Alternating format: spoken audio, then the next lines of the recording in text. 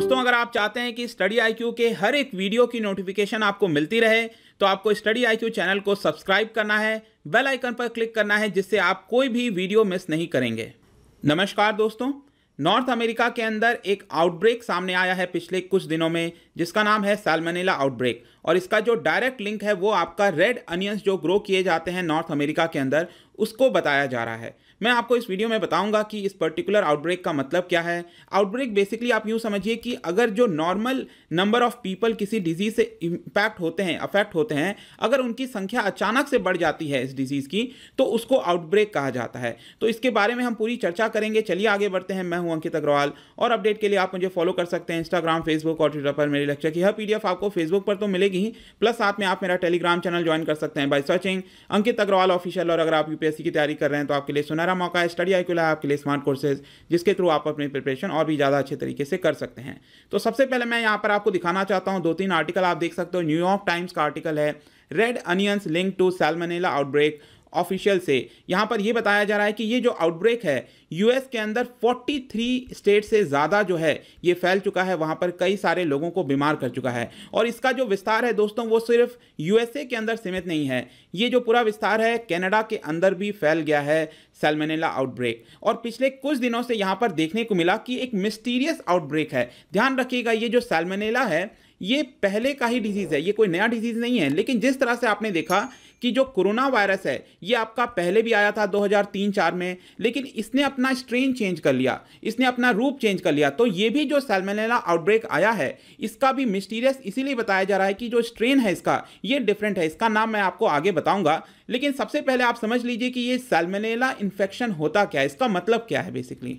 तो दोस्तों, ये एक तरह का कॉमन बैक्टीरियल डिजीज है। सबसे पहली चीज याद रखना है, ये कोई वायरस नहीं है, ये एक तरह का बैक्टीरिया है जो कि अगर आप माइक्रोस्कोप में देखोगे तो कुछ इस तरह का देखने को मिलेगा।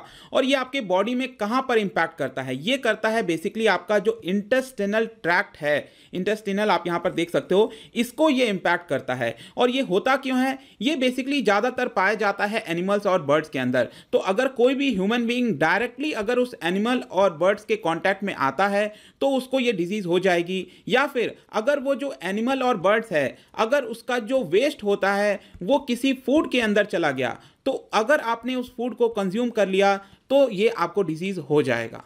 और इसीलिए आप ज़्यादातर देखेंगे कि जो रॉ फूड होते हैं, जैसे कि रॉ मीट हो गया, पोल्ट्री हो गया, सी फूड हो गया, रॉ एग्स हो गए, फ्रूट्स और वेजिटेबल्स हो गए, जिसको रॉ कंज्यूम किया जाता है, इसके थ्रू यहाँ पर ये जो सैल्मोनेला आउटब्रेक है वो ज़्यादा फैलने को दिखता है। इसका सिम्टम्स मैं बता दूं कि ज़्यादातर लोगों में नहीं पाया जाता, लेकिन स्टिल यहाँ पर आप देख पाओगे कि नोजिया है, वोमिटिंग है, क्रैम्प्स हैं, डायरिया है, फीवर है, इस तरह के सिम्टम्स यहाँ पर देखने को मिलते हैं।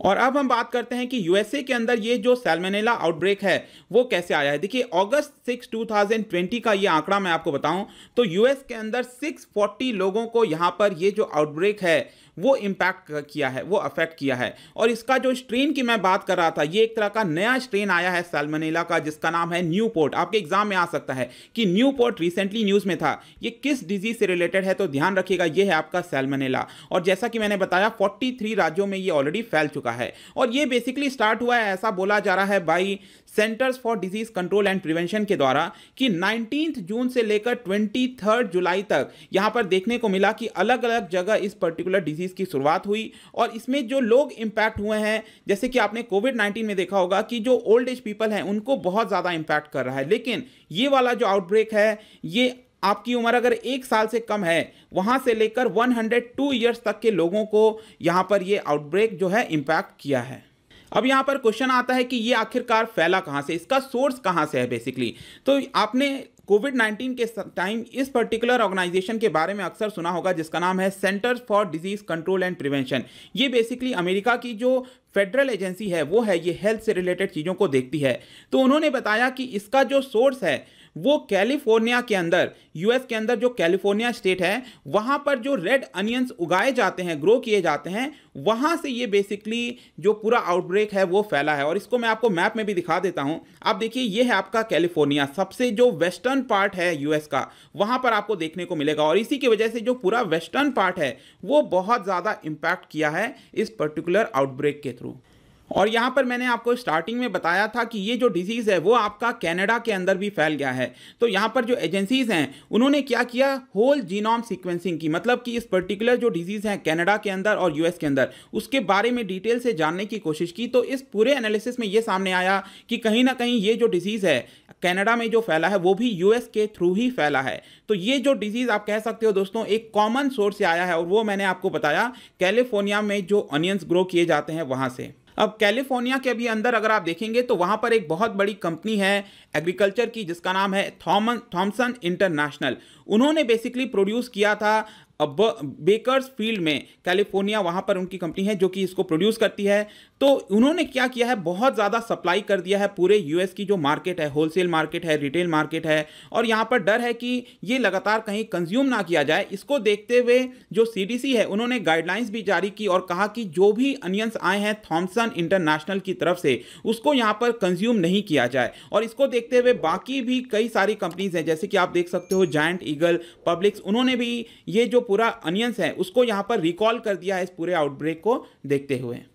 और अब मैं दोस्तों आपको ले आया हूं जो centre for disease control and prevention का पूरा वेबसाइट है, उन्होंने इसके ऊपर पूरा सेफ्टी अलर्ट जारी किया और काफ़ी चिंता जताया। और यहाँ पर ये भी बोला, आप देख सकते हो, recall and advice to consumers, restaurants, retailers, सभी को यहाँ पर एडवाइस दिया गया है कि जो भी थॉमसन इंटरनेशनल से अनियंस आए हैं उसको कंज्यूम नहीं किया जाए। आपके घर पर अगर कोई अनियंस पहुँचा है तो यहाँ पर रेफ्रिजरेटर में रखा है तो उसको आप चेक करिए, अच्छे से देखिए ब्रांड नेम कौन सा है, और यहाँ पर उसको अच्छे से वॉश कर ही कंज्यूम करना है। रेस्टोरेंट और रिटेलर्स को भी बोला गया है कि आप इस पर्टिकुलर अनियंस को कंज्यूम मत करिए। अगर आप चाहते हो तो इस पर्टिकुलर वेबसाइट पे आप जाओगे तो सारी इंफॉर्मेशन इससे रिलेटेड आपको मिल जाएगी।